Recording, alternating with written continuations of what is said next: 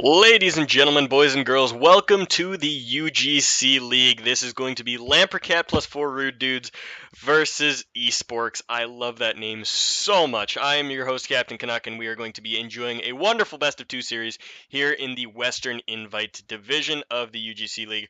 I'm really looking forward to this. I think this is the first Western Invite game that I have casted this season, so it's definitely going to be a good one for me, and hopefully it will be for all of you guys as well. But yeah, we're underway here. We're just on the loading screen. Players are loading in, and be kicking over to the draft screen in just uno momento. But yeah, this is it. This is going to be interesting. All right, off to the draft. Let's see what we got going on here. Dire team ban. Come on, XSplit. Come on. There we go. What? No, wrong draft. Oh god, wrong tournament. Wrong tournament. There we go. UGC League. All right, we're having a good time. Anyways, we're getting off to a quick couple sets of bans here. eSporks takes out the Terrorblade and the Death Prophet, and Lamperkat takes out the Skywrath Mage. So we'll see what their second ban is here, but nothing too out of the ordinary now.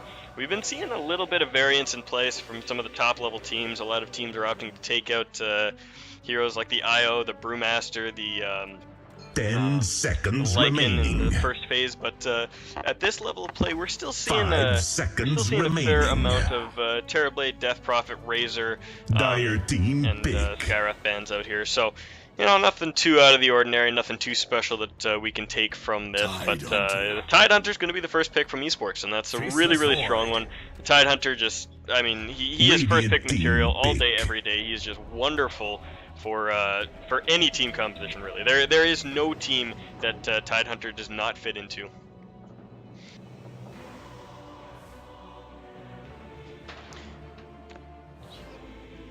And the Faceless Void is going to be the response from Lamperkat plus 4. So I'm not sure about the Faceless Void anymore. I mean, he is still an incredibly strong hero. 10 seconds and, remaining. oh man.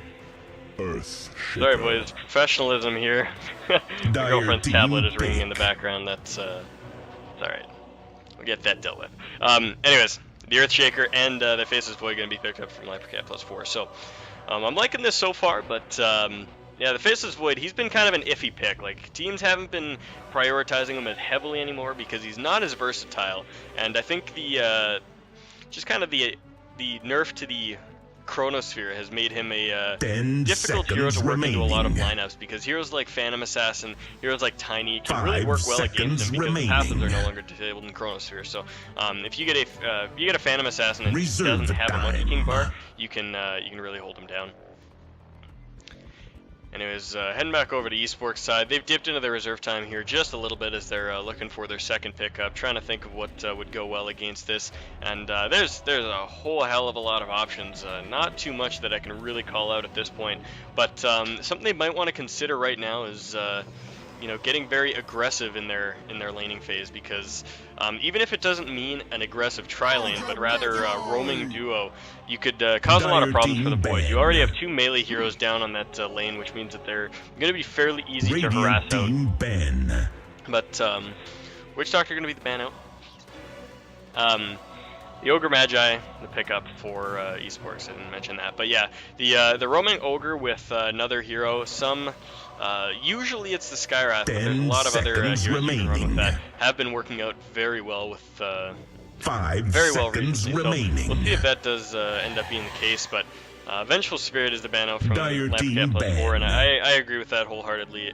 The Venge with the Ogre is it's a lot of damage and it's a lot of stun. It's very, very hard to deal with, and Venge is such an amazing hero right now. She's been slowly buffed and buffed in the last couple patches until she's just gotten to the point where she's a high contender for one of the better pickups we've seen. I think we saw Empire running her yesterday to great effect, even though they did actually. I'll leave that as spoiler alert. Nothing to be said here. Anyways, 10 seconds Ancient Apparition remaining. taken out by eSporks. Yeah, I like that a lot. The Ancient Apparition works out very, very well with the Earthshaker and the reserve time. The Ice Blast inside of the Chronosphere is something to worry about as well. So that's all on the board, but we'll see how the teams progress here. We've got 4 melee heroes on the board right now, so I'm not sure how these teams are going to pad out their lineups as we head towards the later pickups. I would really love to see a ranged carry on the side of eSporks, something along the lines of perhaps a Medusa or you know, a Luna even. We don't see a lot of Luna play nowadays, but she's definitely still very, very strong. Lamperkat +4, they might be looking for that in their mid hero, perhaps something like a Puck or an Invoker or something of the sort, but we'll see, we'll see. I'm just 10 seconds remaining. Throwing stuff at the wall and hoping it sticks right here. I don't know if it's going to be all that much. Anyways, we got Jakiro getting picked up by Lamperkat +4, so they're going to be running the Jakiro Earthshaker, and that's a very strong duo as well. The Earthshaker pretty much guarantees that the Jakiro is going to be landing every single ice path that he throws, and the Jakiro is so good at harassing nowadays because of that liquid fire, so he can really keep somebody out of lane and keep his Faceless Void safe while he farms up and gets towards that mid. 10 seconds remaining. eSporks, what are they looking at here? What are they looking at here? I think they're going to want to pick up a hero to combo with that Ogre right now. Some sort of support to get that going. You don't want to let the support pool run too dry as you continue on. And we'll see. I mean, they could run something like a Sand King if they wanted. Of course, that Necrophos is still in the pool. He hasn't been touched at all, and we've been seeing him being played a lot. So that's an option for them as well. Now, obviously not in that support role. That was kind of what I was talking about there. But no, not a support. But just picking that up for their team in general would be very good. What else we got? All right, so they're going to go for a Razor. So, you know, avoiding the support pickup for now. Instead, they're just going to grab what I assume to be their mid laner, but we'll see. We'll see. Razor's very versatile. He can go to that safe lane if needed, and yeah, it's an option. It's an option. We'll see.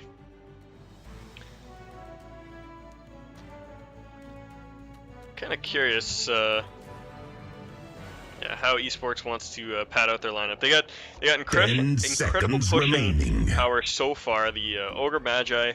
You know, you don't really consider him a pushing hero, but he is very potent at just kind of zoning heroes out. I mean, he's, you know, his stun is so potent, you can kind of just walk up and just throw it out on people to keep them off towers, and he works very well. And Tidehunter much in the same way, you know, you can cut a lane with Anchor Smash and Kraken Shell, and you can kind of just get in the enemy's face, and if they go on you, you just ravage and walk away, and, well, or walk deeper in, and get a fight going. The question in chat is, your name Cptn.Canuck because you like hockey? Sort of. Cptn.Canuck is actually a superhero. It's a published comic, and there's actually a web series that's going around right now about Cptn.Canuck. It's really awesome. Check it out. He's my favorite superhero, and that was where the name came from. A lot of people look at my name and they think I'm a Canucks fan, and especially now that I live in Vancouver, but that is not the case. Canucks suck. I'm an Oilers fan, but I do love me some hockey. I'm a good old Canadian boy. Now this is interesting. We got the Disruptor picked up here, which means that one of these heroes is not going to be playing on a support role, and I think this might be an offlane Jakiro. You know, I think the Void is just too good to say that he's going to go elsewhere on the map. But now that we've got the Disruptor Earthshaker works as a very good combo as well. But Jakiro's been earning his wings in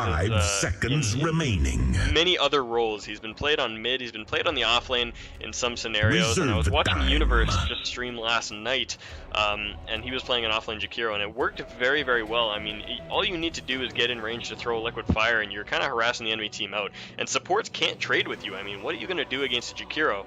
I mean, unless you got a hero like a Skywrath Mage that can really, really abuse him with like spells, it's just not going to happen. The Jakiro's going to earn his spot in that lane, and he's always safe because Ice Path costs like next to nothing for mana. So I think that's what we're going to be seeing here, an offlane Jakiro with the Earthshaker Disruptor support duo supporting the Faceless Void, and then Lamperkat will be looking for a fifth hero to go on that mid lane.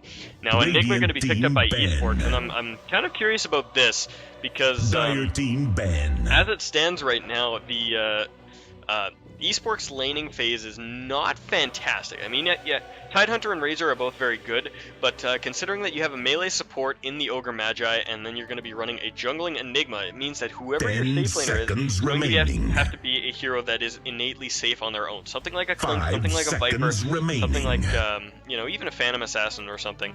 But, you know, Phantom Assassin and the Viper are both taken out right now, so it's going to mean that eSporks is going to have to make their lanes a lot more safe, because the early aggression that is possible from L4 down here on the bottom is going to be quite potent. And I mean, especially if they're running that offlane Jakiro against an Ogre Magi +1, Jakiro's going to be able to have his way. He's going to be able to force his way into some farm and get that Yule Scepter up pretty darn early. So that's something to look out for. But you know, there's some other options as well that I want to consider. I mean, if you want to go with a aggro try with these 3 heroes, you go the Earthshaker, Jakiro, Disruptor up onto the aggro try to try to shut down the Razor and or whoever else gets put up there. Reserve the time. And then you run the Faceless Void on a solo safe. That's also a possibility. And Faceless Void versus the Tidehunter, the 1v1 lane, is not fantastic for Void. So I don't think that's what they're going to want to do, but it is an option should they decide to throw on the aggression. I mean, Earthshaker and Jakiro are fantastic together on their own, and then pulling in the Disruptor to get that glimpse back is going to be pretty great. So, all right. So down to 30 seconds on their reserve time as they look for that last pick. I'm pretty sure they know what they're going to be doing. And oh, okay. Dire team all right. pick. I'm really curious about how this is going to play out now. Huh. Okay.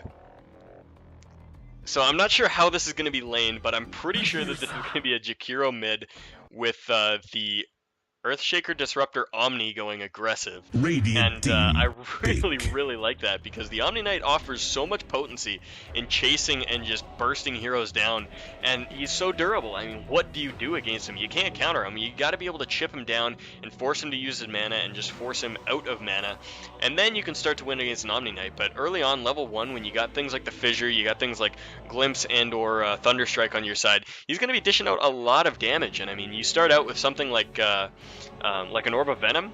You just walk up with the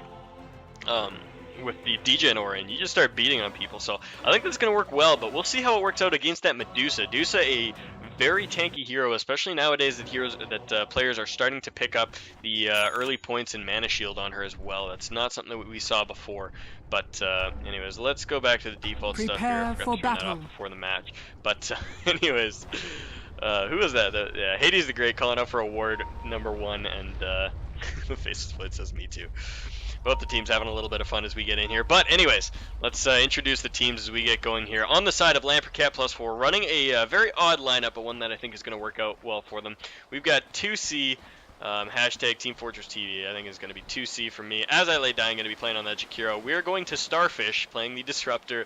Lamperkat going to be playing the Faceless Void, and wait, who am I missing? Where is he? Ah, there we go. Dynaboot playing that Earthshaker. In the jungle, where we might have some, might have a meeting of the minds here. We got Vagrant playing on the Razor. The Swindler going to be taking the Ogre Magi. Tom going to be playing on that Enigma. Easy Breezy playing the Dusa. And down on the offlane, we got Hades the Great playing on that Tidehunter. Now, they've seen this invasion. They were up on the high ground, and they saw them coming in. So they know that this is coming up, and they know that their camps are getting warded up. But, you know, this is not good. The Enigma is going to lose 2 of his camps right off the bat. This will block this will block, and you know, the Enigma is only going to have 3 camps to work with right now, and one of them is the pull camp, which doesn't really count. Now, it looks like there is going to be an aggro try here with the Faceless Void, the Earthshaker, and the Disruptor, and they're from the run the Omni Knight mid. All right, cool. I can appreciate that. The Omni Knight mid is a very potent build, and I'm kind of curious about his item build, because he's left himself no mana to heal up, so he's going to have to rely solely on his ability to just kind of tank the attacks of that Dusa. Dusa mid, alright, cool. I don't hate it, man. I don't hate it. Dota's kind of evolved to a weird place now, where you can't really call the lanes. I mean, you get a good idea of what's going on. Oh my god. Oh, hey, they found it. Alright.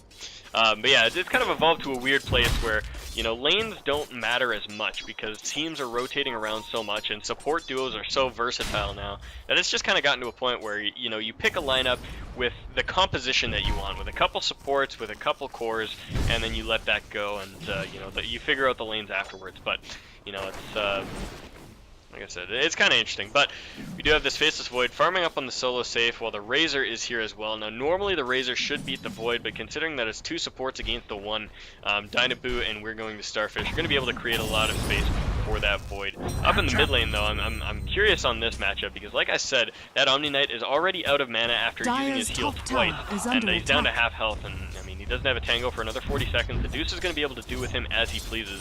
and he really needs to get that bottle up, but he's not going to be able to do it quite yet, as the Deuce does have quite high starting damage, 60 up after gaining that 1 level, so you know, she's going to be able to own this lane for just a bit, but I think when that bottle comes in, the Omni Knight is going to be able to hold his ground just that little bit better.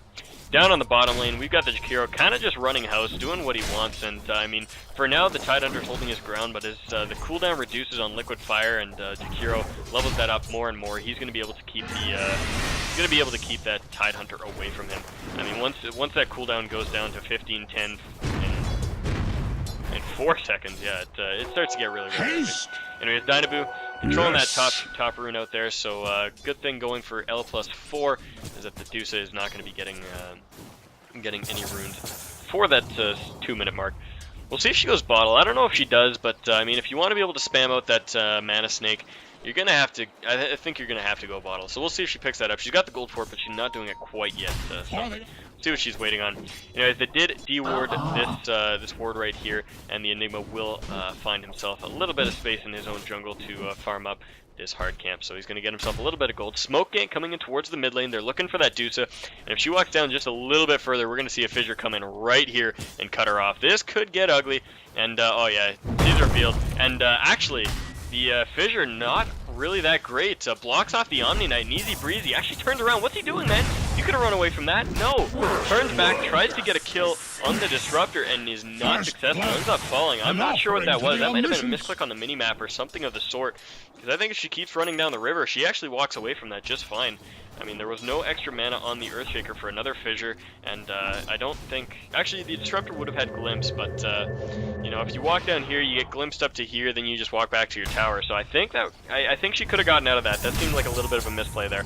But we'll see. Anyways, she's back in lane, and she's controlling up that Omni Knight. He's trying to harass her out a little bit, but still doesn't have that bottle to keep him in mana.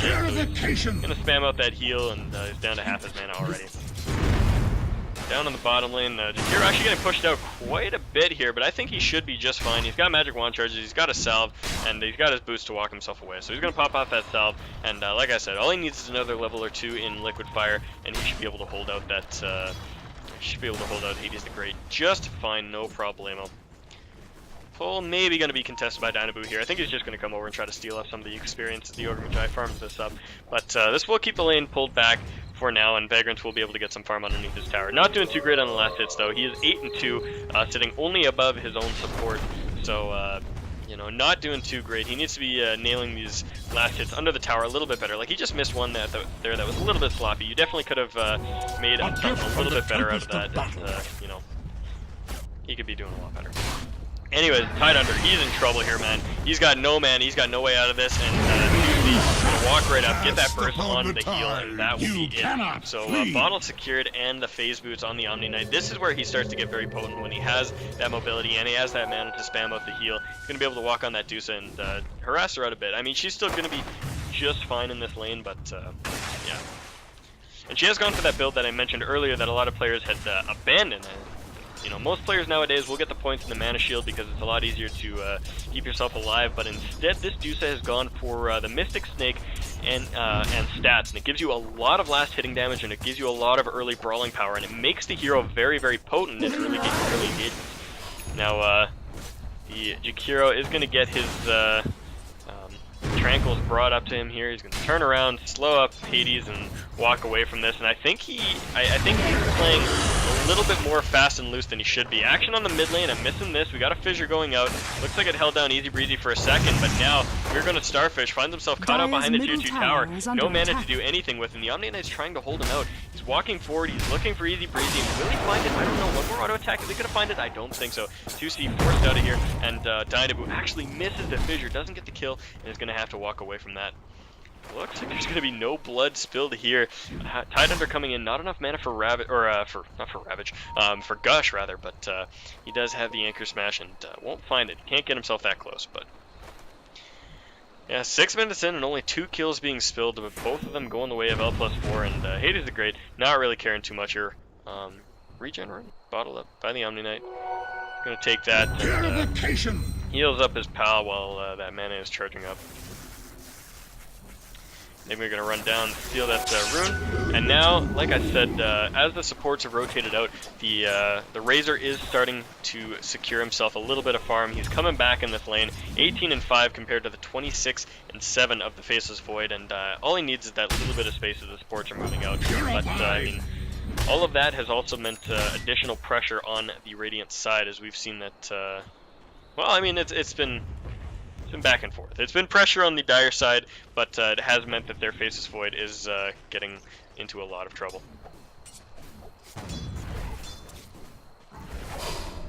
And it was Jakiro not opting to go for the Macro Pyre quite yet.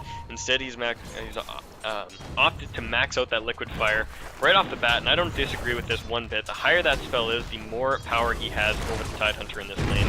And, I mean, that was exactly what I was talking about earlier. And you see the Tidehunter, he's waiting in the trees, and as soon as Liquid Fire is expended, he walks forward. But with that 4-second cooldown, it's just too much, and he's trying to get away from this, but he might actually go down here. As I lay dying, looking for this, gets the Ice Path out, and one more Liquid Fire. I think this is going to be it. Is it going to burn Tidehunter down? He's regenning, not enough. Tide's going to fall. So solo kill down on the bottom lane. Very well played by the Jakiro. Like I said, all he needs is that additional couple points in Liquid Fire, and that ability becomes insanely strong. Faceless Void opting for an Orb of Venom. This is a bit of an odd build that you don't see all that often. And, I mean, mainly you don't see it because once the Void hits 6, he's got a free hold you in place ability anyways, and it doesn't really matter all that much, but it does help for chasing in scenarios like this. You know, you get a whack off, Swindler gets slowed, and he's gonna, I mean, obviously it didn't matter in that scenario, but, you know, it Radiant's could. middle Just get that one whack off, the guy gets slowed down, you keep chasing him, you don't have to expend the Chronosphere in that scenario. But anyways, Omni Knight going to find himself a haste room, pops it off immediately so that he can start getting those bottle charges back up, and we'll be running back into mid, farm up these creeps. Down in the bottom lane, they're looking for the Jakiro. They get this stun out, and is there going to be a Gush to follow it up? Ravage going to be expended right off the bat. Ice Path not going to hit anybody, and as I lay dying, he looks to be in trouble. No magic wand charges there, he walks away from that. And that'll be the first kill that eSporks find themselves, and that's on the back of a great stun by this Swindler. Looking over the CS charts right now, we've got the Medusa sitting at number 1, 44-11. This is exactly where you want her to be. She has died once, but she is doing very, very well in this lane. The Enigma sitting at 41-0, or 42-0, and almost has his mechanism going up quite already. But Vagrant, he is going to get caught in that. Oh my god. Yes. Gonna get caught in the Chronosphere, and although he had the link on him, the Faceless Void was able to run himself away and come back and finish off that damage. Tom comes in, tries to land a black hole to save his life, but gets glimpsed out, and that'll be it. Jakiro is coming in to try to help out this lane. Mid lane, though, Tidehunter finds the Omni Knight after Omni Knight found the Medusa. Stun comes out on Tom. He's going to run into the trees, try to escape that, but it's not going to happen here. The Ice Path catches him. Faceless Void jumps in. He cuts down all the trees, and there he goes. Everybody is so low right now. The Medusa's going to buy back and go for this. And she doesn't know that the Earthshaker's up there, but she's looking for the Void. She just needs to throw a Mystic Snake. Come on. Come on, do it. You got the phase boots, you can chase him. He's running away through the trees. He's trying to be a sneaky snake, but will he find it? I don't know. Razor finds the Earthshaker up in the top trees, and the Faceless Void does escape, and that was just, I think that was really unfortunate phase boot usage from Medusa. She used the phase boots from about here to here, and then when she walked into the tree, she didn't have the boots, and the creeps cut her off, so she couldn't go back around to cut off the Void. She couldn't go through here because he was walking around this way, so just kind of unfortunate usage there. If she had waited on the cooldown until he cut into the trees and then used it, she might have been better off, but it might not have been able to find him, so whatever, man, whatever. It is 2 deaths now up on the Medusa. Not too big a deal considering her farm right now, but obviously not something you want going on. She has opted for that point in Mana Shield to try to keep her alive a little bit longer now that things have been going on. Also has that value point in the split shot, so should be able to farm up these waves a little bit easier. Got a Yule Scepter coming up from the Jakiro here. He's got about 500 gold still to go on that. He's got to pick up his Void Stone, and then what's that other item? That other item. The other item. What's the other item in Yule's? Show and shop. Oh yeah, the Staff of Wizardry. Never mind. He's got like 1100 gold to go. I'm not thinking with my head on straight. Yule's is cheap, but it's not that cheap. Alright, Jakiro back down towards the bottom lane, and Tidehunter microing an illusion down here. Kind of Maybe trying to see if he can get As I Lay Dying to blow some abilities on it or something, but you know, not going to be the case as the Tidehunter is in fact back in base, just farming up. Oh, farming up in base. What the hell am I saying? No, he's just regenning up back in base. And his Vagrant's up on the top lane, has started to recover on his farm a little bit. 40 and 8 right now, catching up to that Void, who's only 48 and 8 himself. So, you know, the longer that these supports are out of this lane, the more room Vagrant has to farm. And he's going to have his drums here in just a second. We'll give him some fighting power as we move forward in this game. So, looking forward to seeing how this plays out. He's been last hitting onto the tower just a little bit better, showing some patience there, and gets both of those last hits. So doing a lot better at this point in the game. Omni Knight, what's he got flying out to him? He's got a Blink Dagger already, so the Omni Knight's going to be looking for them heal bombs. He's just flying out, jumping on people and healing, dishing out all the damage he can. And of course, you always have that degen aura to keep people in place as well. Vagrant's zoning out the Void again and coming back to farm, but he does have two supports walking up on him right now, and Dynabu looking for that fissure. Will he find it? Vagrant senses something is up. They did have a word over here, so they saw the supports, and just hiding in the trees for now, not showing himself, letting the supports walk away, and now that he sees them, pings them out, he'll walk in. Well, he might walk back into lane. Looks like he might be coming down to mid to help him out. Easy breezy getting beaten on a little bit by the Omni Knight there, but Ogre Magi is there to help him out. That'll be it.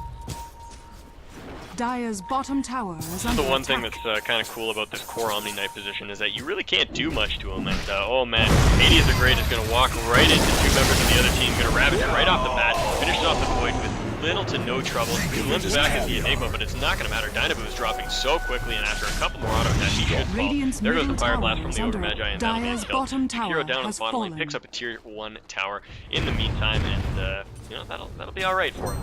eSporks comes out of that about 1,000 gold ahead, and still looking for more as they chase in on this Omni Knight. They got the Malefice out on him, but he jukes himself into the trees, puts a purification on himself, and will be able to walk away from that.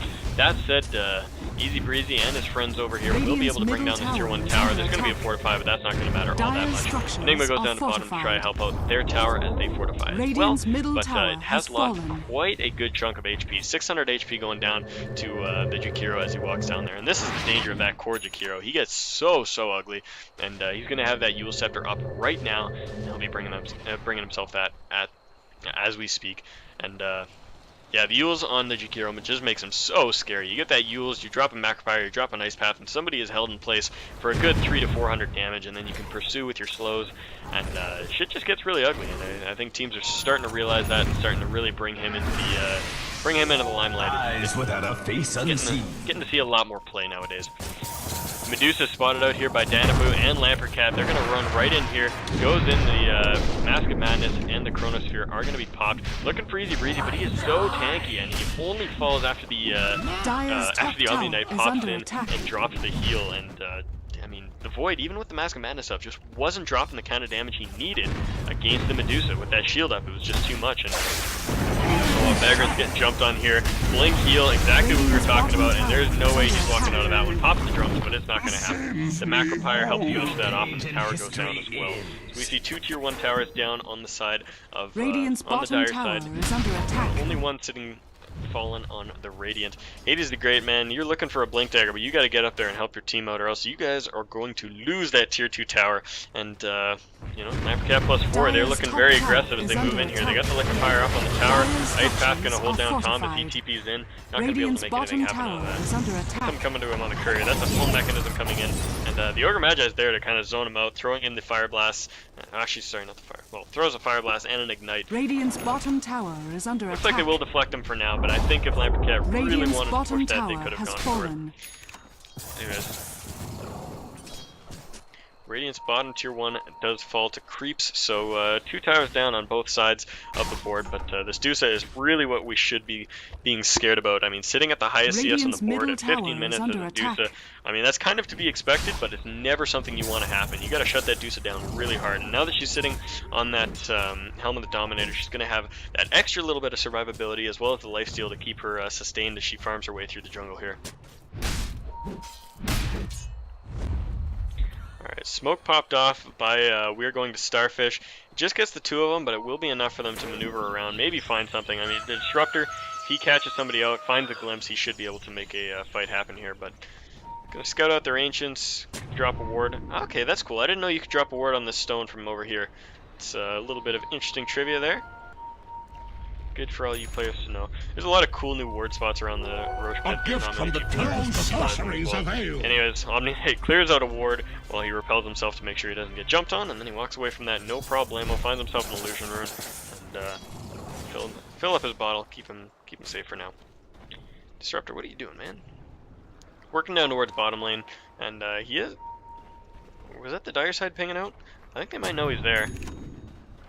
Dropping sentries on the Ancients to prevent them from stacking it any further, and we do have the Ogre Magi and the Deuce rotating down to help clear out this lane. So no action going to come out there, but a sentry has been dropped, and as I lay dying, going to clear that out. But will he get stunned? He does get 2x multicasted there. The Ignite goes out as well, but the Deuce hesitant to pursue.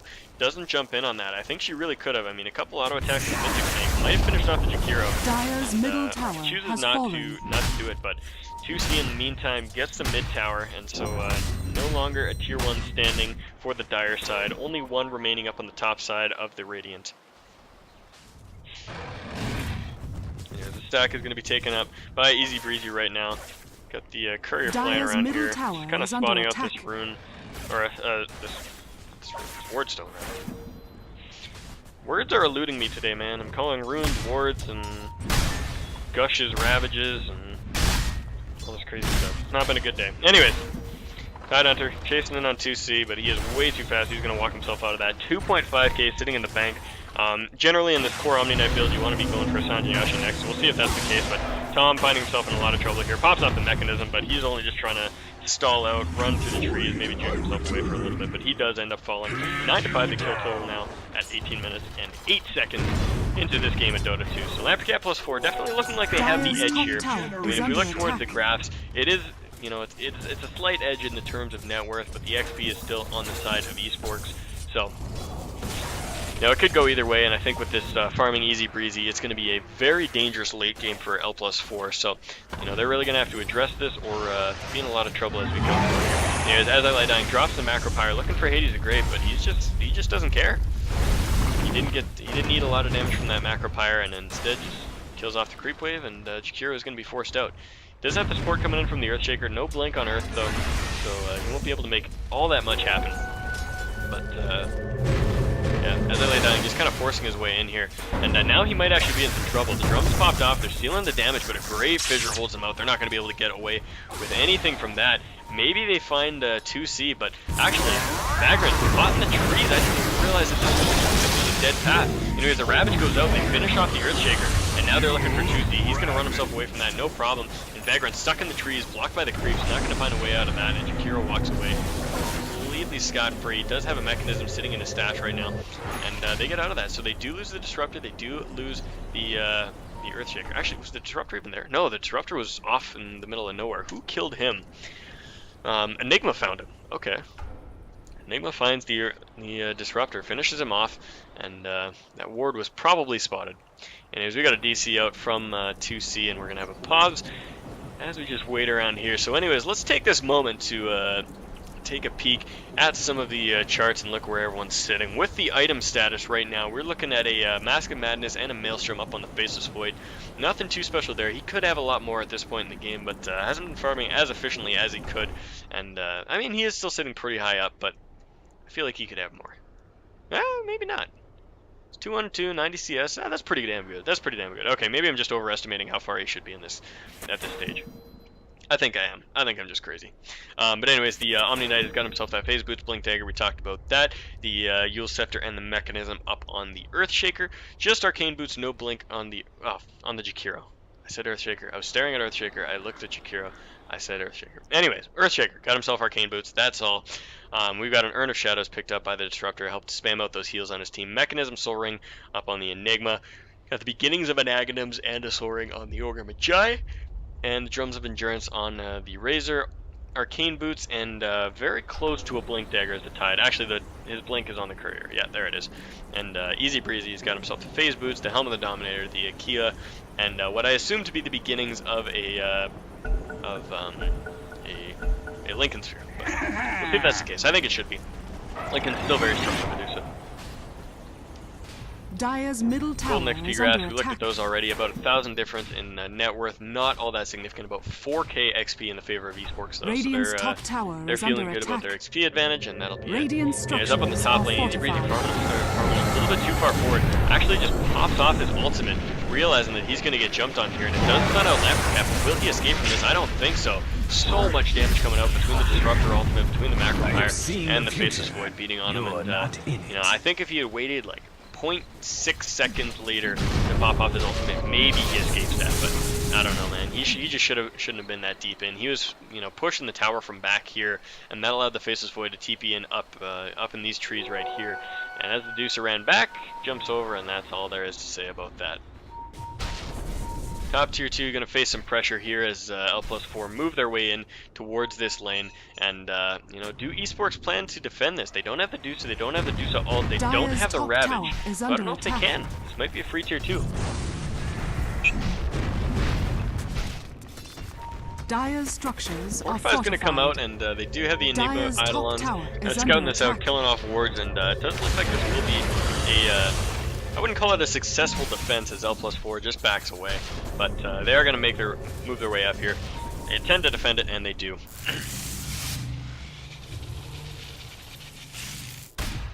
On bottom lane, Omni Knight kind of pushing, doing as he does. He's actually got a plate mail up right now. This makes me think it might be a Shiva's, maybe even an Assault Cuirass early on, instead of going for you know, the greater slows in the form of the Sanji Yasha. I think if you're running the core Omni Knight, you need that Sanji Yasha, but you know, maybe he'll prove us wrong.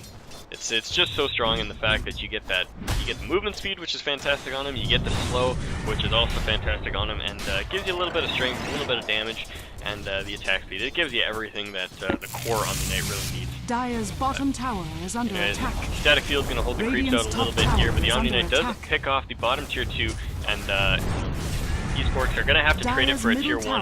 I think they're okay with that right now. Oh my god, Disruptor gets the deny. Has been denied. 68 damage, and he denies that tower. What a player. And meanwhile, the Enigma misses the deny on mid lane. Jakiro does get that kill. 2 tier 2 towers, dropping for a denied tier 1. Not the trade eSporks wanted, and he might be in some trouble here. Lamperkat jumps in, looking for Tom. He actually gets stunned out, and the Ravage is actually going to pop off as well. And Lamperkat almost died in his own chronosphere. It did die off a couple seconds before that, but as I lay down, I'm going to try to run away. He'll use himself up and delay this for a second, but he is dead. There he goes. Tidehunter does secure the kill with an anchor smash, and that's 2 heroes down. They ping out Roche. They're ready to go. They want to do it. They've got the Tidehunter to tank this. They got the Eidolons there. The Razor's ultimate is popped off already. Are they not going to do it? Yeah, they are. Vagrant starts working on it, but the Dusa... Oh, Dusa was taming up a creep to bring back with her, and I don't think she remembers that the attack speed aura has been taken off of the Centaur and has been given to the Hellbear. Okay, they're just using it to scout, I see. But, I was gonna say, you thinking that's gonna increase your DPS? It is not, it is not. It will not increase the DPS, but anyways. This Roche is pretty much guaranteed to be taken here. Hades the Great is falling pretty darn far, and the Disruptor is nearby.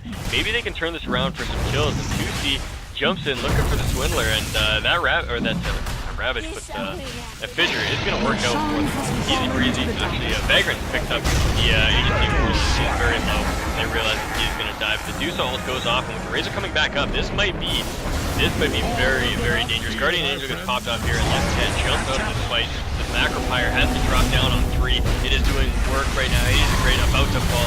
Striving for another couple seconds, but that'll be it. The Shiva's Guard is popped off by QC. That was what he did go for. And we got 3 kills down on eSports right now. Vagrant's fighting it up to the last breath. Will he be able to survive? I don't know. This Jakiro is doing work right now. And as I lay dying, might fall on the back end if a Mystic Snake can catch up to him. But no, Easy Breeze is going to have to... Tries to TP out, not going to find it, and Easy Breezy might even fall here. Doesn't have a Mystic Snake to throw on the Jakiro, and Jakiro's just sitting there. Oh man, that was very, very ugly. I think that ended up being a full 5 for 2. And just that kiting ability of L+4 keeps him alive. Yeah, there was a full 5 deaths, and a lot exchanged in terms of items and cooldowns, etc. But yeah, man, that's brutal. 2,200 gold in the favor of L+4, and negative 700 means that's almost a 3,000 gold swing. And looks like we've actually got some lag on both teams here. 69% packet loss, they're saying. So it looks like we're gonna have to wait this out a little bit, but yeah, this is pretty brutal. I had this in a game that I was playing earlier this week. US East seems to be very, very unstable right now, so I guess we're just gonna wait it out and see if it gets better. But yeah, I'm not sure. Let's see what the ping says. Well, the fact that it's taken this long is is not good. Oh my God. I have left that on all game. I am terrible. Yeah, over 200 ping for everybody in this game right here. That's not good. Not good indeed. Alright. My apologies for having the overlay up this whole time, my friends. It's a rookie mistake. I remember to change it when I went into the draft, but forgot to change it when I came back out. Oh boy. I got too many windows open on my side monitors, and it's causing some issues, but my apologies. Thankfully, that drafting overlay is not too intrusive. It just kind of holds out that top section of the screen. But yeah, my bad. We'll make sure that's not happening for game number 2. But cannot do damage with my heals when it takes 4 seconds to cast. Isn't a heal for healing? Agreed. Wow, I never thought about it like that. These guys having some fun for sure. Oh well, that's yeah. That really sucks that we've got that lag going on. I hope this gets resolved pretty soon and the servers just kind of ease up, but yeah. Volvo, US East, please fix. Please fix.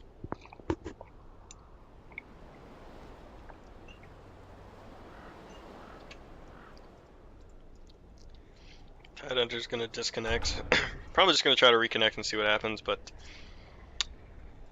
yeah, I really hope this game doesn't end up in the shitter. I thankfully in the game that I played for the 82L, we recognized that it was lagging within the first minute of the game, so we just remade on US West and all was good. But deleting lobby data from disk, saving lobby data to disk. Yeah, we're still sitting on a huge amount of ping. This is not good, my friends. This is not good. Alright, let's talk about the game some more, and hopefully it will assume that this will be finished up. But Faceless Void looks like he's heading straight towards that Mjolnir. Just needs the recipe now that he has the Maelstrom and the Hyperstones hitting his inventory. Shiva's Guard, we saw that pop off by 2C in that last team fight, so he's got that available. Lots of armor, lots of tankiness, and that slow really messes up everybody. We've got beginnings, a plate mail on the Jakiro. I'm curious what that's going to be. What does a plate mail even build into? Let's take a look. Yeah, Assault or Shiva's. Okay. So, what are you buying there, my friend? I mean, I don't assume it would be an Assault Cuirass, but maybe it is. I mean, maybe he just wants to try to support the Omni Knight and the Faceless Void even more now that he's got his core his core Yules and Mechanism. But, I mean, I don't see the point in going for a second Shiva's, so I think that's going to be it. We'll see. But, yeah, I don't know. I mean, he's still got the Arcane Boots up on Dynaboo rather, and he's sitting about 100 gold off of his Blink Dagger, so he should have that relatively soon. Not something we should, it's going to last for too long here.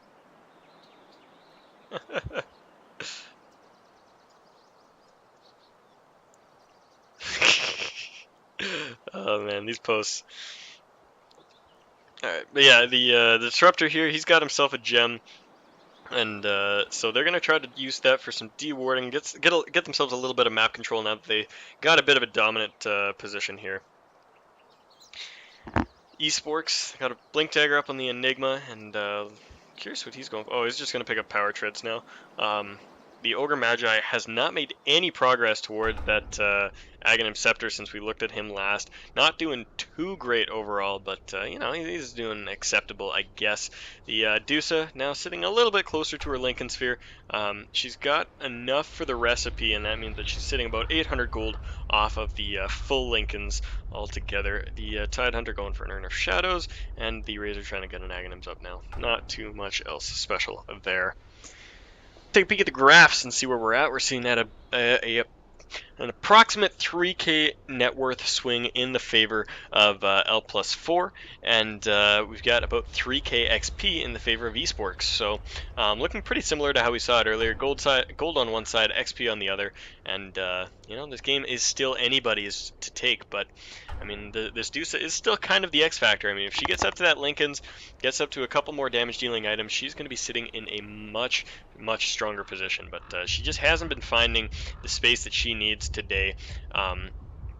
Instead, she's sitting at 1 and 5, has died quite a few times. Alright, Tidehunter is reconnected to the game. Let's see where we're sitting at for ping right now. Yeah, everybody's still sitting over 200. That's not good. Situation is not improving. Yeah. That's a bummer, man. I hope we don't have to cancel, postpone, / replay this game. That would be really shitty. I think we might actually be able to do like a replay takeover. I don't know. Who wants to browse Reddit together? Oh boy. My ping has dropped from 247 to 230. Yes, it has. That's good. All right. So, oh man. What do you even do here, man? What do you even do? I know what we do. I know what we do. We look at cosmetics. Shakira doesn't have any because he's a loser. The Omni Knight, man. Let's inspect him. Look at that Omni Knight. Freaking majestic, man. Oh. My scroll wheel on my mouse is broken, so I can't actually zoom in on him here, but it's a very nice set. I do like that set. It's very majestic. H2O is water, right? What? Oh. Oh man, just having fun with this lobby. I mean, what else are you gonna do right now, really? Game's kind of dead right now. We just gotta wait and see if anybody's ping drops, and I don't know if it's going to. Not been friendly. We've got one player, easy breezy, down under 100, or down under 200 rather. But yeah, I don't know.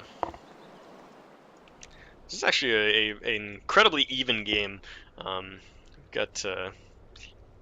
you got a last hits and actually, never mind. I was gonna say when you got a last hits chart that kind of looks like this, where it's just alternating colors, you know, it seems pretty even. But now that I switch over to the net worth and take a peek at that, we are sitting at top of the charts Omni Knight with the Jakiro and the Faceless Void following up shortly thereafter. I didn't expect that to be the case. I definitely thought it would be something like you know, Dusa, Void, Jakiro, Omni, Razor, and then like Enigma, but not the case. Proof is right there, man. Proof is in the pudding on the left side of the screen. Ping is not the issue. The packet loss is the issue. Rehost on Australian servers. Oh god, I really don't want to try to rehost this. That would be very brutal. Oops. Ping. Come on. Yeah, it's not getting better. Not getting better. What do we do? I'd say we all start eating Halloween candy, but I can't eat Halloween candy because it'll come through on the mic and sound disgusting. Especially if I'm nomming on a Mars bar. Delicious caramel nougat Mars bar. Om nom nom. Oh boy.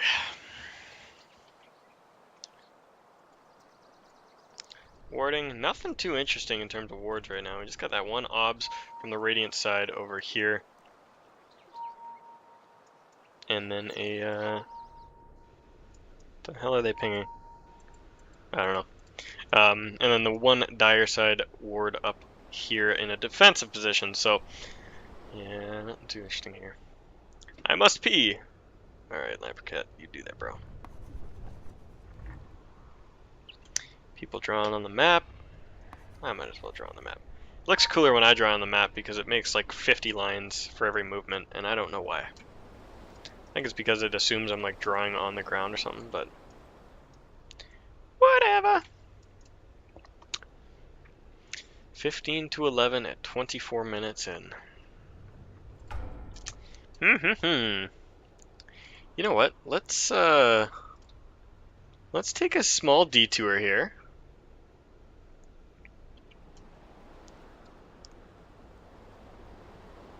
All right, let's let's see.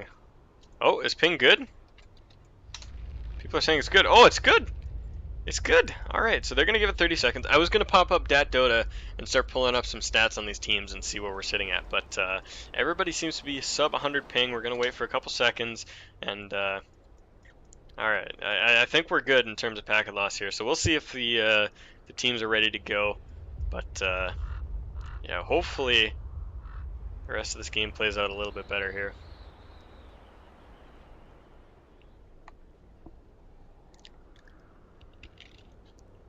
Man, this feels horrible. My girlfriend made me a nice big bowl of cereal before the game started, and she was like, "Ah, just eat it before the lobby gets going." And then right as I said that, both the teams were like, "Ready, let's go!" And I was like, "Oh, shit!" So my cereal is now soggy. Probably gonna have to throw it out. I'm not gonna get to eat my Cheerios. All right. Sounds like Lamperkat +4 is ready to go. eSporks waiting on confirmation from them, and then I think we'll get going here. But yeah, hopefully this game can get back underway. It really sucks when you have to have a pause like this. It just makes both teams, it just kind of makes you lose your rhythm. You get in a rhythm when you play Dota. You kind of keep track of where everyone's been moving on the map, where they are. You know, you catch them out with the corner of, you know, with like the corner of the vision from a ward or something. You see them walk through here, and you go, "Oh, okay, well they're on that side of the map," and you just kind of forget all that stuff while a pause goes on, and you know you kind of have to. It takes a while to get back into the groove, so we're gonna have to wait for a little bit as we as the teams get reoriented and move themselves back around the map. But we are underway, and both teams are playing, so thank God for that. Let's enjoy some Dota, friends. Let's enjoy some Dota. Of course, I think I failed to mention earlier on in the series that this is a best of 2 series. It's showing the best of 3 interface up top because there is only a best of 3 interface, and that's used for grouping up the games in the ticket. But yeah, this is a best of 2. So teams are going to play 2 games, and you get a point for each game you win. And so the only results are 2-0, 2-0, or 1-1.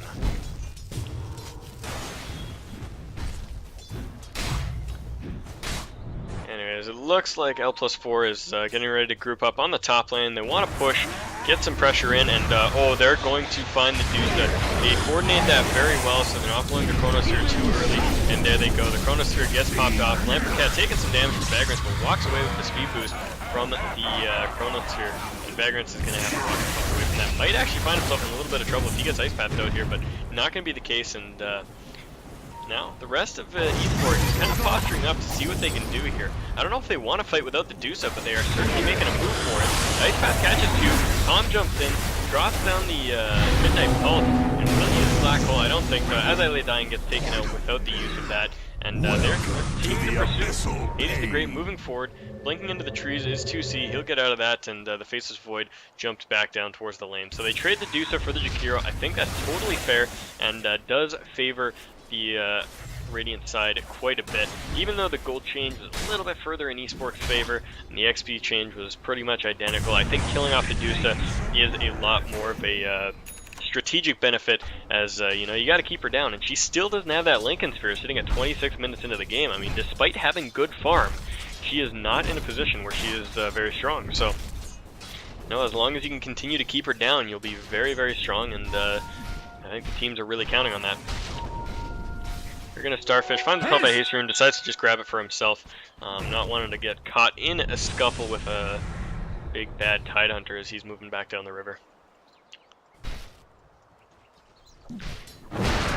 Void farming up the creeps in the mid lane, sitting at 3, 3, and 4 right now, so his KDA isn't terrible, but his farm is not quite where it needs to be. I mean, he has second highest net worth. I keep saying this because I look at his items and it just feels like his items aren't where they should be, but I mean, the proof is that he's doing pretty good.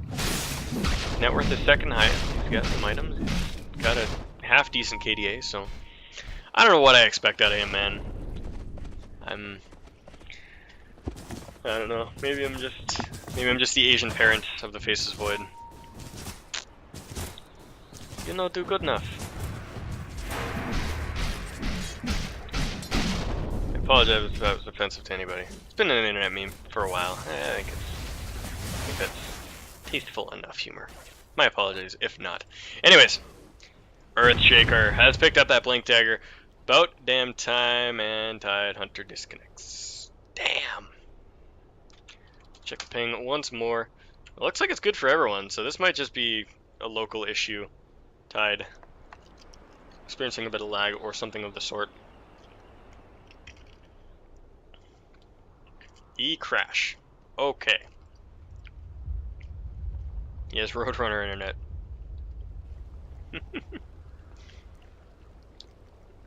Meep meep. Meepo meepo. Alright, Tide's back. We're gonna go? We're gonna go! We're gonna go! Yeah, let's go.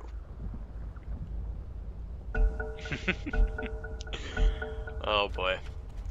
Plagued by disconnects and lag and all sorts of things, but we should be alright.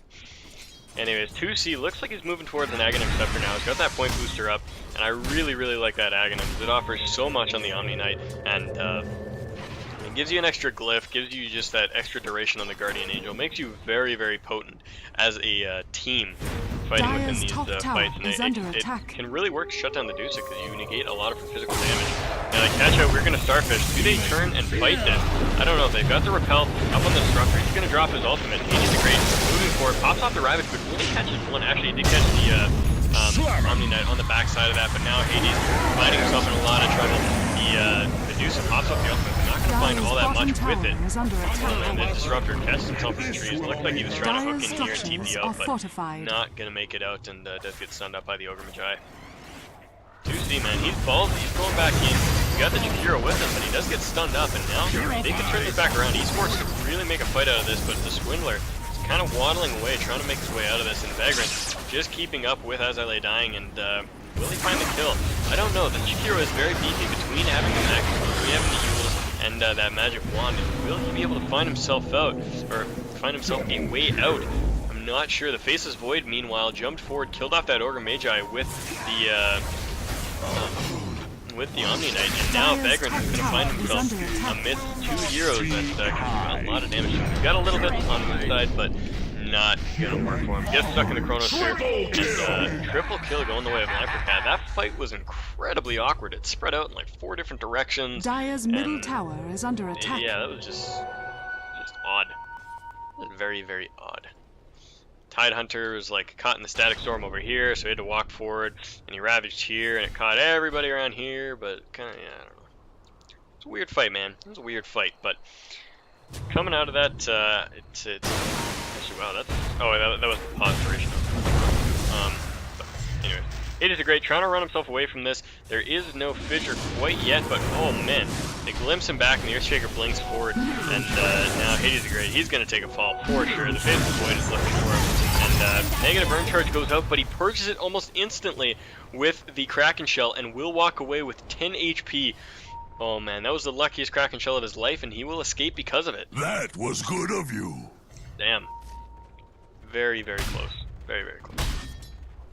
But all of that being said, there is still momentum on the top lane from L+4. They can move in, they can take this tier 2 tower pretty much uncontested. I mean, there's nothing that eSporks can do. They could run in with the Medusa ultimate if they really wanted to, but I mean, they don't have Ravage, they don't have anything else, and everybody's back healing. So they get the tier 2 tower, and that'll be it. Not a single outer tower remaining on the Dire side. 3 tier 2s still stand on the Radiant. Dusa is now finished farming up that Linken's and is sitting on a Yasha, so she's got a little bit more damage output coming out of her right now. With that split shot activated, she's got almost 200 damage on the dot, so she's feeling alright about herself right now. Her position could be better, but Radiant's middle tower is under attack. What? Oh, okay. I didn't see the centaur for a second. I was like, were the creeps pulling themselves? What is this magic? How can I make it do that in my games? You buy a Helm of the Dominator, that's how. Oh ho ho, Earthshaker gets blinked out, and if he had waited a half second longer, a Swindler would have messed him up, but drops a sentry, gets that D-ward right off the bat, so well played there, being on the ball, getting near that river at the right time, and gets that D-ward. a new one has been placed, but they do have a sentry right on top of that, so they're going to go try to deward that. The Enigma wants to go get it, but that sentry's going to die before he can get there, and so I think they're going to have to leave that one there. They know it's there, though, so you can always return to deward it a little bit later. It is an Assault Cuirass and the Jakiro. Interesting, okay. So I think that is more just for the sake of the Faceless Void and the Omni Knight than anything. Jakiro doesn't really benefit from the Assault Cuirass in any way whatsoever, but, you know, it's the aura. That's all it is. It's the aura. Just going to TP back to join her team, try to push out these waves.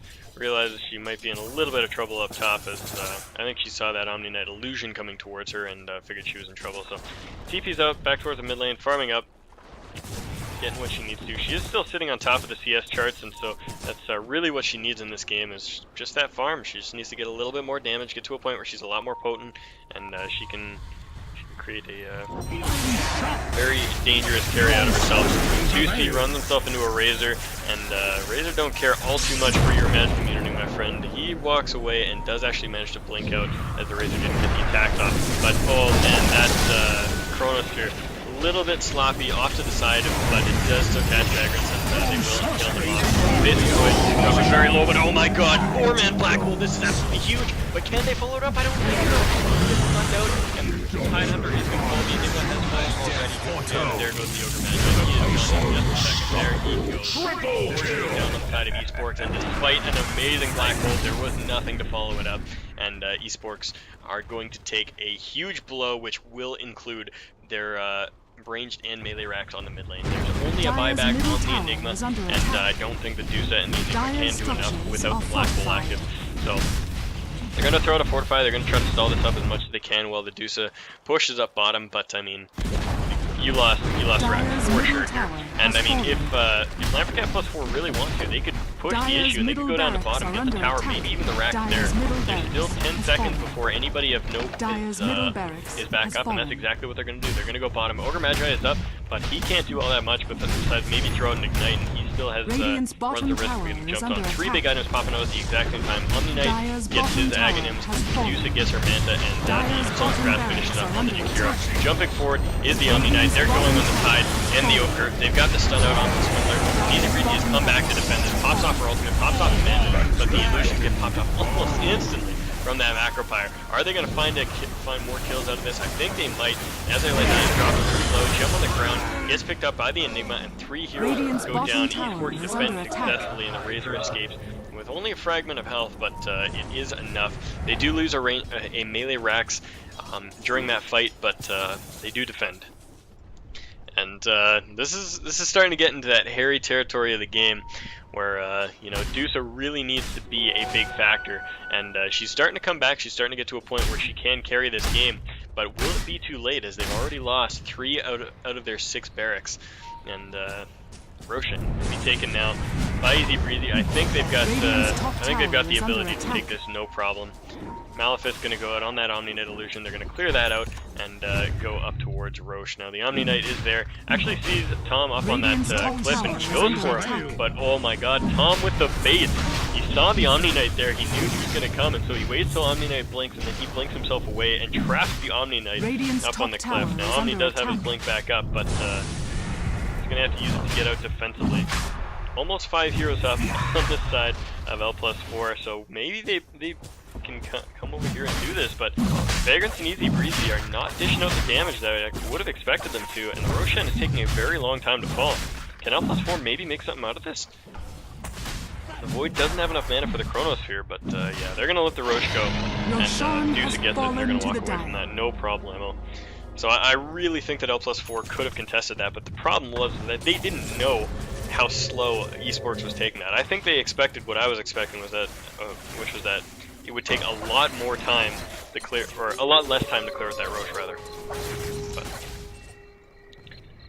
either way, they get away with that, and the Dusa now holding on to the Aegis of the Immortal is going to be a great buff for the Dire side. It's going to give them a shot in defending these last couple fights, and I mean, if they do manage to pull out a great fight, get a wipe or something, they're definitely still back in this game.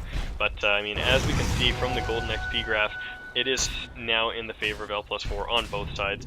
We got about a 7,500 gold difference on the side of L+4, and almost even experience, but it is still, you know, a few minutes ago in the, well, a while back in the game, we were sitting at an eSporks advantage, so they have lost that advantage as we move forward. Looks like the Deuce is going to be looking for a Scotty now that she's finished up that Manta, so getting that damage, that survivability coming out. I think if we have a moment, we should take another peek at the items. The Void has finished up a Daedalus and is going for an Ultimate Orb. I'm curious what he's going for. Maybe a Scotty for himself? I don't think it's going to be a Scotty. Maybe Manta? Maybe... What do you buy? Yeah. Sheepstiff, Scotty, Manta, Lincolns. Oh, yeah, he's going Scotty.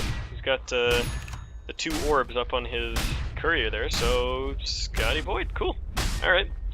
Not something you see all that often, but I mean, there's no reason why it shouldn't work. It's, you know, it's damage, it's survivability, it's slow, it's everything he needs. Omni Knight has that Aghanim's, we talked about that earlier, so it's going to really increase the potency of that Guardian Angel. What are the actual numbers of that? Oh, it doesn't show the number. The armor increased duration, 8-second duration, affects buildings, etc. Void jumping into the bottom lane with that repel up. He's just going to want to whack down that range Rax if he can.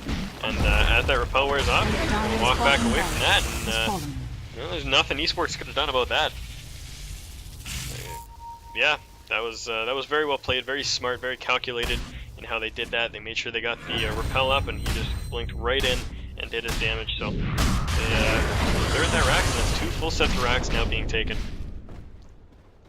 Back towards the items, we did finish talking about that. We do have that dropping the macro fire just for that Centaur. That was interesting.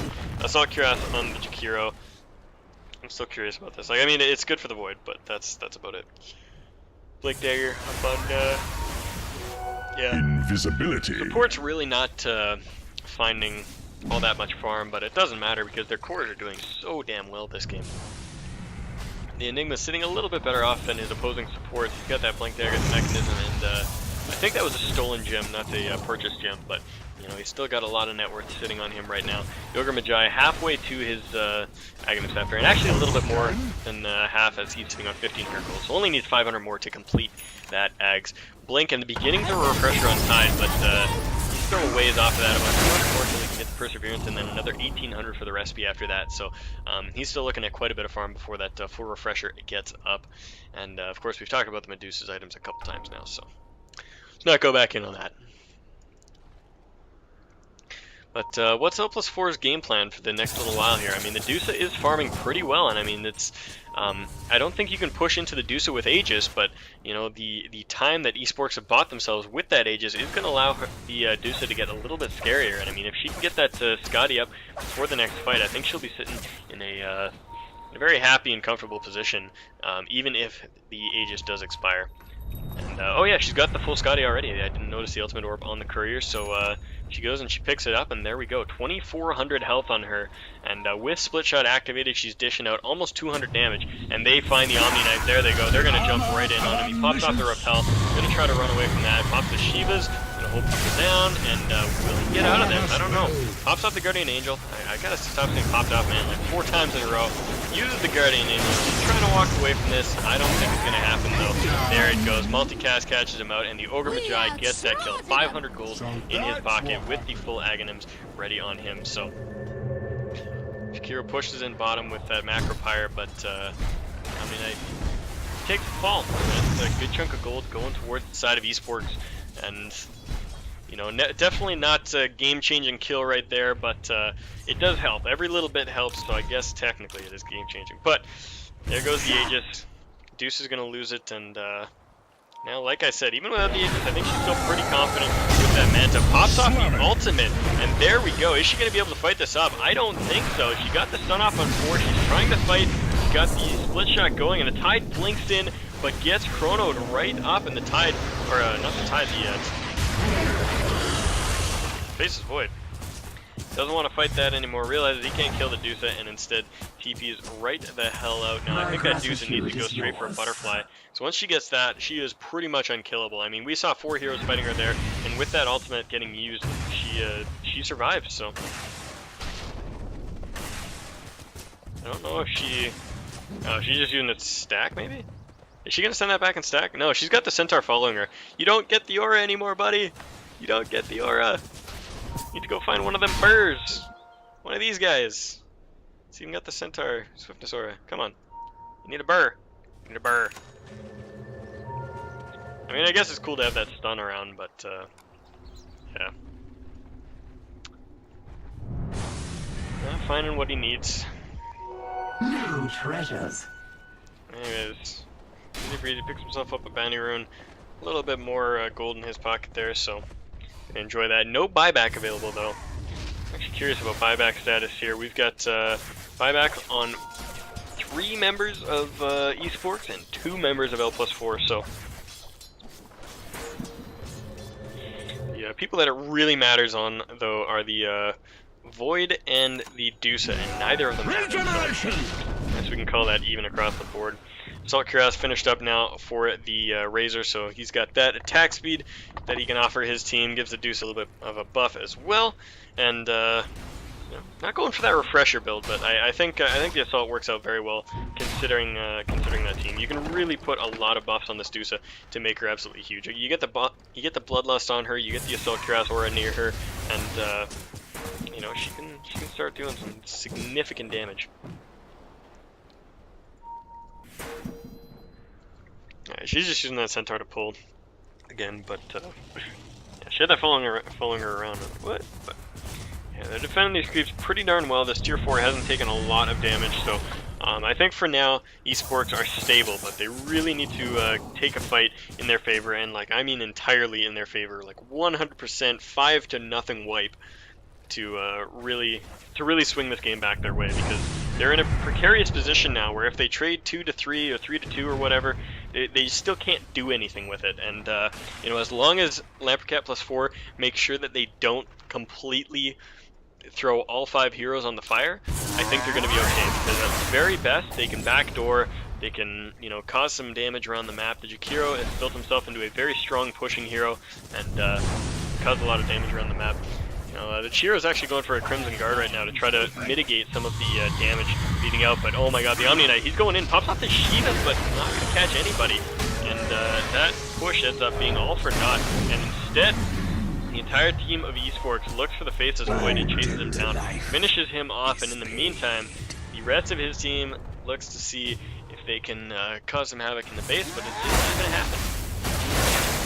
And that was very well played from eSporks, prioritizing the target that mattered the most, and I think that fight would have gone a little bit better for L+4 if they had played it in reverse, stuck the Faceless Void down here, had the other 4 pushing in on this tower, and had the Liquid Fire just kind of chipping out this tower, and then you get the Void to run in and just start knocking on the tier 4s, and then eSporks has to decide whether they you know, engage the whole team or engage the Void. In that case, there was nothing the rest of the team could do, so they finished off the Void, and then by the time the rest of the team, the Omni, the Jakiro, the Earthshaker, and the Disruptor got in to do something, they were getting pushed away.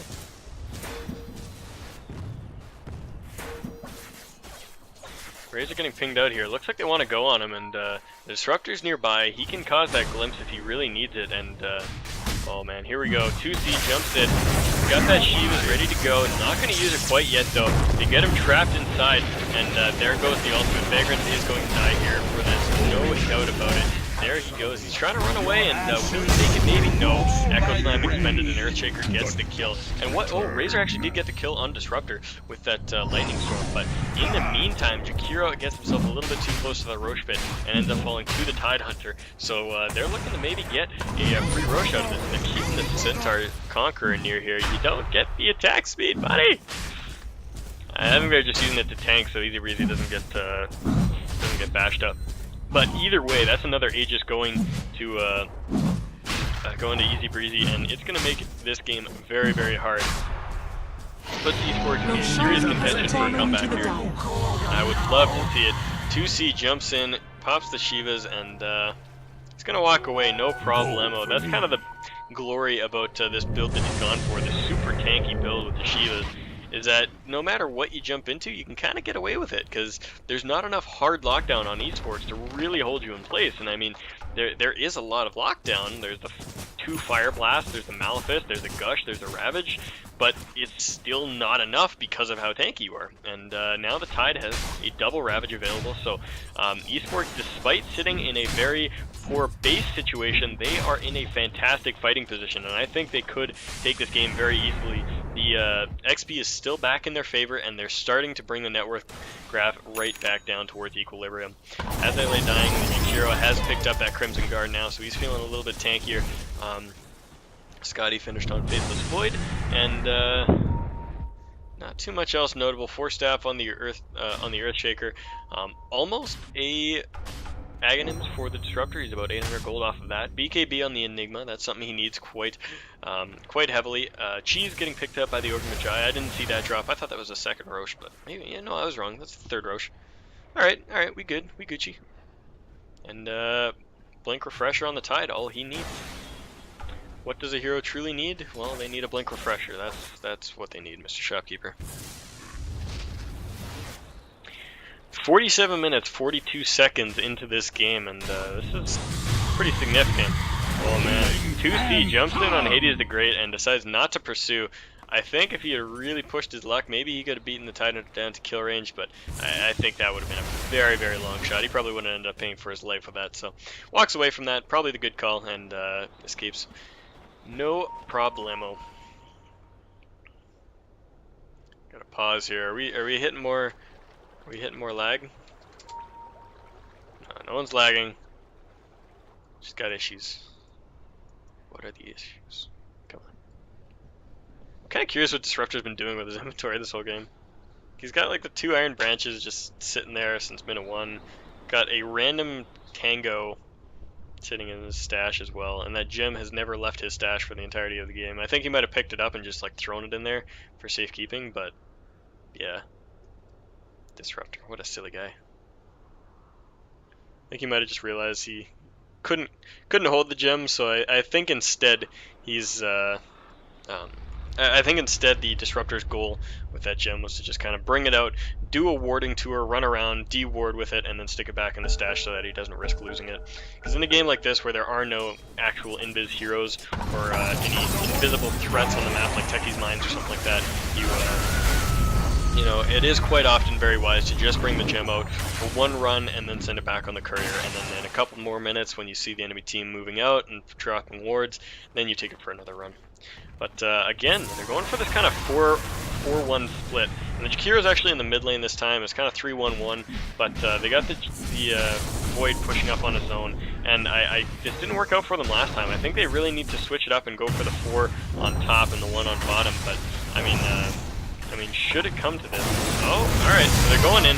They jump on the Disruptor. He gets 4-staffed out, and maybe he'll survive this. Actually gets a repel from the Omni Knight and walk out of that. And in the meantime, Faithless Void walks up, chips a little bit of damage out of the tower, and then jumps back away with that time walk. So, you know, I guess you could call that a success. That little bit of damage is all they need. They just need to kind of keep chipping it out, and you know, maybe eventually they come back into it. But, you know, this is still a very precarious position. Age is going to be reclaimed in 2 minutes here, so if eSporks really wants to fight, they should probably do it pretty soon. 6k gold in the bank for that Dusa. She can probably buy her, I think once that Aegis wears out, she'll probably make an effort to buy that Butterfly straight up. She really needs that, and I think once she has it, there's nothing the Void's going to be able to do against her. Absolutely nothing. I mean, unless the Void goes for an MKB, but it doesn't look like that's in his immediate future here. Macro Power going to be dropped to keep this lane pushed out, and yeah, that's a good use of Macro Power. Usually I don't like spamming it out on creep waves, but in that scenario, just kind of when you're trying to create as much pressure on a base as you can, keep the enemy contained, it's good to be able to just spam it out. And I mean, the cooldown is short enough that you can afford to do it. Anyways, well, Repel goes out on the Faceless Void, but it doesn't matter. Oh my god, the Chronosphere absolutely fantastic. Catches 4 heroes. Hades Grand actually gets bumped out by the Fissure, but it doesn't matter. Guardian Angel goes out. Is he still in fighting fit condition? I think he is. Faceless Void doesn't want to go back in on this. He gets stunned out by the Medusa. Medusa's fighting up here. She's looking for some damage. Does she find it? No, she can't. The Guardian Angel is too much. And now Manta gets popped off, and the Guardian Angel has fallen. Void is taking a good fair amount of damage, but he does finish off the Razor in the meantime. 2 supports down on the side of L+4. We see the Razor, the Tide, and the Enigma all having fallen on the side of eSporks. The Medusa, the only one left standing, and now easy breezer, getting beaten down by the stuns of Lamperkat. It's too much, it seems, and he's going to revive with his Aegis. The buybacks come out, but will it be enough?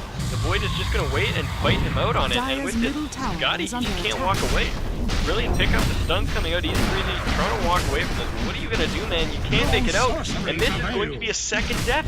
Does he have a buyback? He does have a buyback available if he wants it, and he's going to have to use it. I mean, I don't know if it'll help him, but they're going for the last rack. This should be it. Full rack down rather, and even with that buyback, I don't know if there's anything. Vagrant's get caught out, and the Void will do enough damage to finish him off. That will be it. GG well played is called by the side of eSporks, and that was one hell of a game. And maybe they make a stand here. No, they did let the GG go through. But damn, I think if they had cleared out L+4, they might have been able to hold Make Creeps last a little bit longer until Dusa got some more items, but that was just too much, and L+4 playing a very good, patient game once they got ahead.